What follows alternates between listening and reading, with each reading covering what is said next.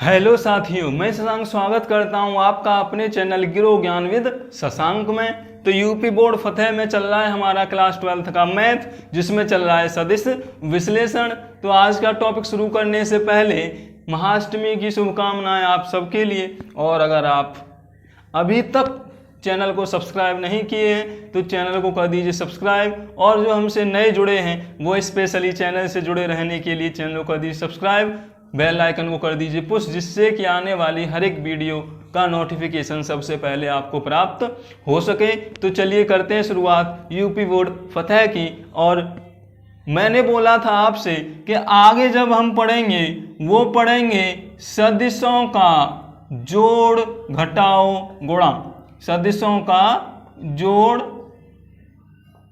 घटाओ और गुणा। अब गुणा जो घटाओ है, जोड़ घटाओ है, वो तो बड़ा सिंपल सा है कि यदि दो वेक्टर दिए हुए हैं तो आप उनके गुणांकों को जोड़ दीजिए, समान गुणांकों को अंक गणित के हिसाब से जोड़ दीजिए तो आपको जोड़ मिल जाएगा, और अंक गणित के हिसाब से घटा दीजिए तो आपको घटाओ मिल जाएगा। मान लीजिए वेक्टर ए बराबर दे रखा है आपको 2i + 5j - 4k, और एक वेक्टर दे रखा है वेक्टर बी बराबर -3i - 4j + 5k। तो इन दोनों का योग ज्ञात कीजिए। तो वेक्टर ए वेक्टर बी बराबर आपको क्या मिलेगा, 2i + 5j - 4k प्लस करना है -3i - 4j + 5k। तो प्लस से आपको पता ही है कि वेक्टर के जो डायरेक्शन है वो नहीं बदलेगी, यानी कि जो चिन्ह हैं जिस गुणांक के वो ऐसे ही आ जाएंगे। तो जोड़ लीजिए, i को i से जोड़िए, j को j से जोड़िए और k को k से। 2 माइनस का है तो माइनस का बचा i, 5 प्लस का है, 4 माइनस का है तो प्लस का j, माइनस का 4 है, प्लस का 5 है तो प्लस का k। ये आ गया आपका आंसर।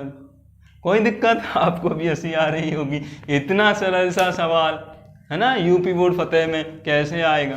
आता है। कभी कभी ये होता है कि हमारे दिमाग में कंसंट्रेशन भंग करने के लिए कभी कभी इतना सरल सवाल आ जाता है जिसकी हम कल्पना भी नहीं करते, और फिर उसमें दिमाग लगाकर उसको हम गलत कर आते हैं। तो ऐसी चीज़ों से हमें बच जाना है।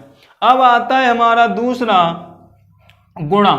तो जो गुणा है वेक्टरों का, सदिशों का, वो 2 प्रकार से किया जाता है। कितने प्रकार से किया जाता है? 2 प्रकार से। तो गुणा जो है वो 2 प्रकार से होता है जी। पहला होता है अदिश गुणा या स्केलर प्रोडक्ट, पहले वो क्या बोलते हैं, अदिश गुणन, और दूसरे को बोलते हैं हम सदिश गुणन या वेक्टर मल्टीप्लिकेशन। तो अदिश जो गुणन होता है वो स्केलर होता है, इसको हम डॉट प्रोडक्ट भी बोलते हैं, क्योंकि दोनों वेक्टरों के बीच में जब डॉट लगाकर कोई मल्टीप्लाई किया जाता है तो उसे डॉट प्रोडक्ट बोलते हैं।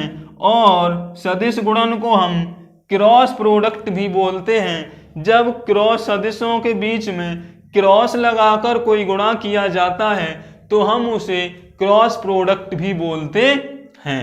तो अदिश गुणन और सदिश गुणन। अब हम एक ही एग्जाम्पल दोनों गुणा को करके देखेंगे कि आखिरकार ये आंसर आता कितना है। तो ये मेरे वेक्टर दे रखे हैं जी आपको, इनका हमें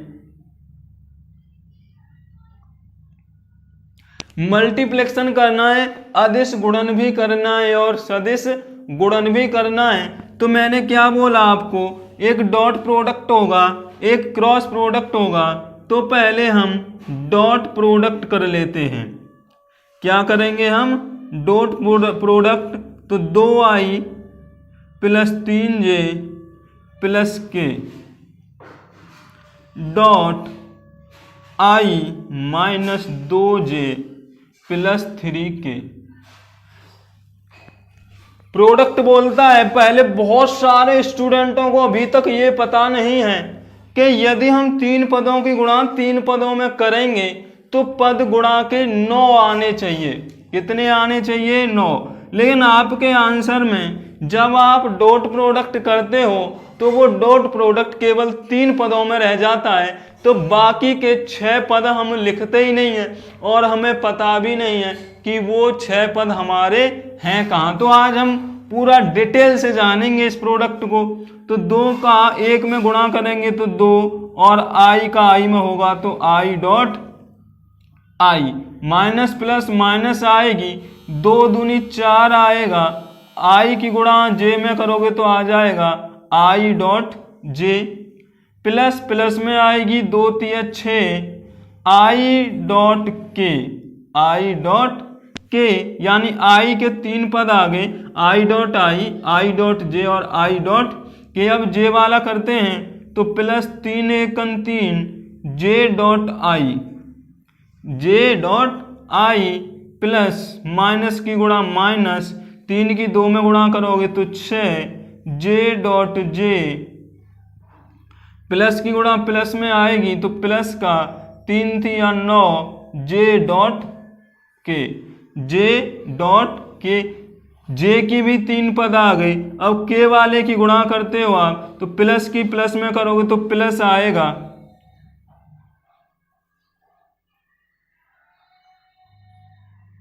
तो 1 की 1 में गुणा करोगे तो 1 ही आ जाएगा, 1 तो हम लिखते नहीं हैं, तो j डॉट i, k है,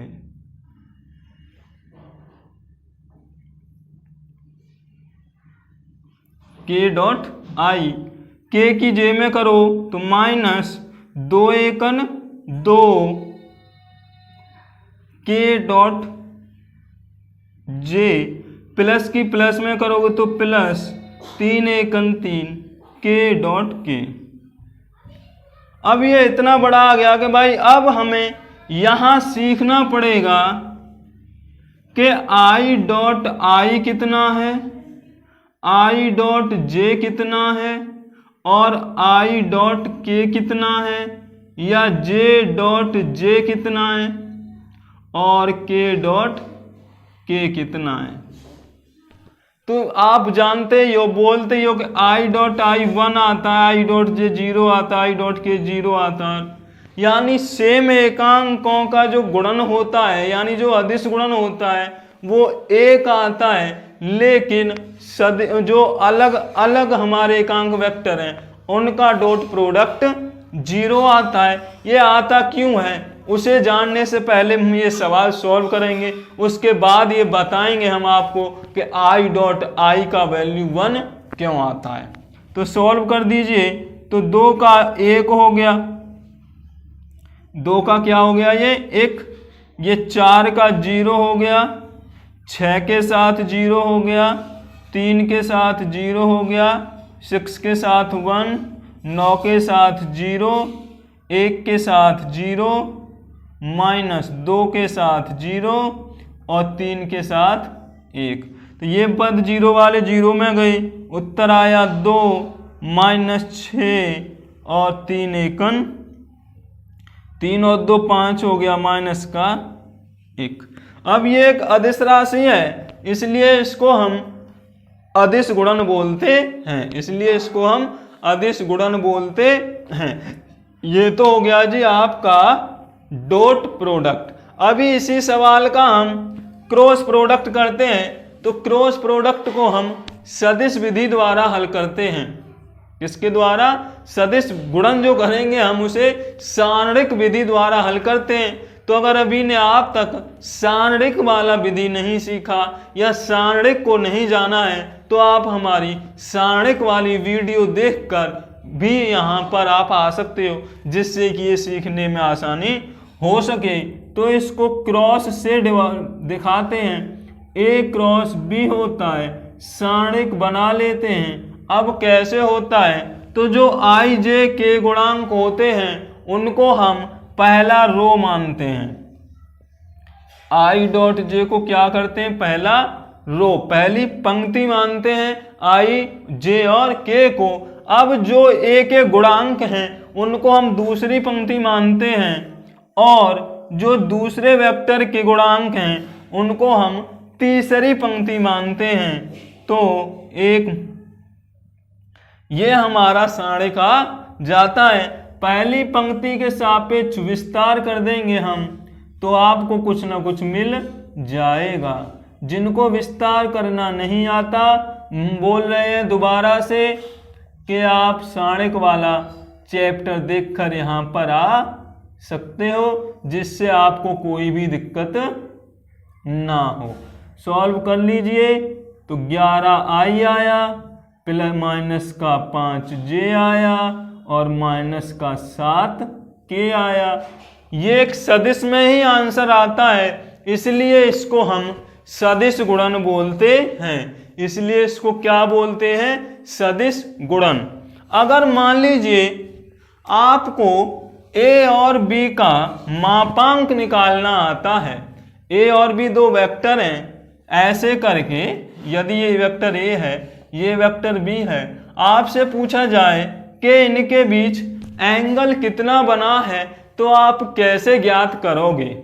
तो आप कैसे ज्ञात करोगे कि ए और बी के बीच कितना एंगल है? तो इसके लिए हम क्या करते हैं, अदिश गुणन का एक सूत्र स्थापित करते हैं जिससे हमें ये पता लगे कि उन दोनों वेक्टरों के बीच में कितना कोण बना हुआ है। तो यदि हम इसके बीच में थीटा कोण मान लें, कोई भी थीटा कोण मान लें, तो जो अदिश प्रोडक्ट होता है यानी vector A dot vector B बराबर आता है आपका ए बी कॉस थीटा। क्या आता है? Dot product A B cos theta. कोई दिक्कत नहीं होनी चाहिए। जहां ए बी क्या है? दोनों वेक्टरों के परिमाण हैं। तो कॉस थीटा बराबर यानी दो वेक्टरों के बीच कोण की वैल्यू आप ए डॉट बी बटे ए बी से निकाल सकते हो। किससे निकाल सकते हो? वेक्टर ए डॉट बी बटा ए बी। क्लियर है? कोई दिक्कत है? कैसे निकालेंगे?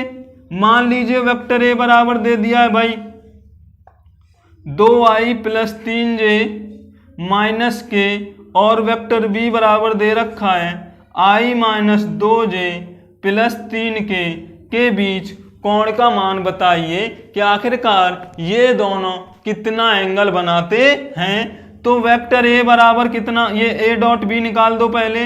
Vector A dot vector B ऊपर आ रहा है तो बराबर कैसे निकलेगा? 2i plus 3j minus k dot i minus 2j plus 3k। करिए कितना आएगा? तो 2 का 2 में कर देंगे तो 2 प्लस माइनस माइनस 3 दूनी 6 और माइनस माइनस 3 बराबर आया 6 और 3 9 में से 2 गए माइनस का 7। तो डॉट प्रोडक्ट अब आप डायरेक्ट करना सीख गए होंगे। आई डॉट जे के वाले तो 0 में चले जाते हैं, तो आई का आई में डॉट, जे का जे में डॉट, के का के में डॉट। वेक्टर ए का मोड निकालिए तो वेक्टर मोड ए बराबर वेक्टर ए होता है, बराबर होता है आई के गुणांक का स्क्वायर प्लस जे के गुणांक का स्क्वायर प्लस के गुणांक का स्क्वायर बराबर 2 दूनी 4 3 तिया 9 1 एकन 1 यानी रूट 9 4 13 और 1 14। कितना आ गया? Under root 14। और वेक्टर बी का मोड निकालिए आप तो वेक्टर बी बराबर आ जाएगा वेक्टर बी का मोड आई का गुणांक का स्क्वायर प्लस जे के गुणांक का स्क्वायर प्लस के गुणांक का स्क्वायर। सॉल्व कीजिए। 1 का वर्ग 1, 2 का वर्ग 4, 3 का वर्ग 9 13 प्लस 14। कितना आ गया? रूट में 14। अब आपको क्या निकालना है जी? आपको निकालना है कॉस थीटा बराबर कितना आता है? Vector A dot vector B बटे, तो जो वेक्टर ए डॉट बी है वो आ रहा है माइनस का 7 और जो ए की वैल्यू है वो है रूट 14 और √14 बी की वैल्यू है, तो √14 से √14 में मल्टीप्लाई करोगे तो रूट हट जाएगा, बट्टे आ जाएगा 1/2। तो जो कॉस थीटा है वो आपका -1/2 आ रहा है, तो कॉस थीटा भाई सेकंड क्वाड्रेंट में जाके माइनस का हो जाएगा, और साइन 30 की वैल्यू होती है, यानी कि 90 + 30 जब आप कर दोगे तो वो कितना आ जाएगा, -1/2 आ जाएगा। यानी कि इसको हम लिख सकते हैं cos 120 अंश, तो थीटा बराबर कितना आ जाएगा, 120 अंश। तो ऐसे करके आप दो वेक्टरों के बीच कोण की वैल्यू भी निकाल सकते हो, कोई यहाँ तक दिक्कत नहीं है। डॉट प्रोडक्ट अब आप सीख गए होंगे, vector A dot vector B बराबर कितना आता है, AB cos थीटा आता है। कोई दिक्कत है तो कमेंट करिएगा। अब लास्ट में हम आपको बताते हैं, आपसे बोला जाता है कि भाई I.I 1 क्यों है और I.J 0 क्यों है, तो चलिए इसका हम सहारा लेते हैं AB cos थीटा का। तो अब आप देखिए वेक्टर ए आई है, डॉट ये भी आई है, ये 1 है, ये 1 है, कॉस। अब जब आई और आई ए यहाँ पर मान लो ये एक्स वाई जेड चतुर्थांश है, तो जब वेक्टर आई होगा तो इसी के बीच होगा, यानी कि जो क्या आना चाहिए, थीटा की वैल्यू 0 आएगी, थीटा की वैल्यू 0 आएगी, क्योंकि दोनों वेक्टर ये आई है ये भी आई हो गया। तो अब ये मापांक 1 क्यों ले लिया मैंने, क्योंकि जो ये होता है वो एकांक वेक्टर होता है, और एकांक वेक्टर की वैल्यू 1 होती है, यानी एकांक वेक्टर का मापांक 1 होता है। तो 1.1 cos 0 का वैल्यू 1, तो I.I बराबर आ गया 1। लेकिन अगर आप यहाँ I.J कर दोगे तो ये तो एक डॉट एक ही रहेगा, लेकिन I.J में, यानी यहाँ पर आपको I एकांक वेक्टर है, यहाँ पर आपको J एकांक वेक्टर है, तो दोनों के बीच जो कोण है वो 90 का है, और cos 90 की वैल्यू 0 हो जाएगी, तो I.J बराबर 0 हो जाएगा। तो आज आपको एकदम क्लियर पता लग गया होगा कि I.I 1 क्यों है और I.J 0 क्यों है। तो सदिश विश्लेषण में आपका इतना ही है, तो तैयार कीजिएगा। यूपी बोर्ड फतेह की क्लास में आगे हम मिलेंगे 3 डायमेंशियल यानी त्रिविमीय ज्यामिति के साथ। तो हमारे साथ बने रहिए हमारे चैनल ग्रो ज्ञानविद शशांक पर। और अभी तक आपने चैनल को सब्सक्राइब नहीं किया है तो चैनल को कर दीजिए सब्सक्राइब।